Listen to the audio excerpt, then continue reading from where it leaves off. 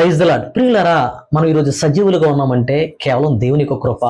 సజీవుడైన దేవుని స్తుతించడం కోసం, ఆయన కీర్తించడం కోసమే సజీవులుగా ఉన్నాం. మీకు తెలుసా, మన గుండె నిమిషానికి 72 సార్లు, గంటకి 4320 సార్లు, రోజుకి 1,03,680 సార్లు, సంవత్సరానికి 3,78,43,200 సార్లు గుండె కొట్టుకుంటుంది.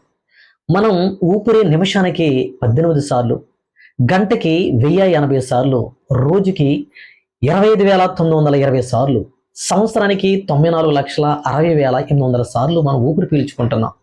ఒక్కసారి కూడా గుండె కొట్టుకోవడం ఆగిపోకుండా, ఒక్కసారి కూడా ఊపిరి పీల్చుకోవడం ఆగిపోకుండా కాపాడిన దేవాది దేవునికి మనం ఎంతగా దేవుని స్తుతించాలో ఒక్కసారి ఆలోచించండి.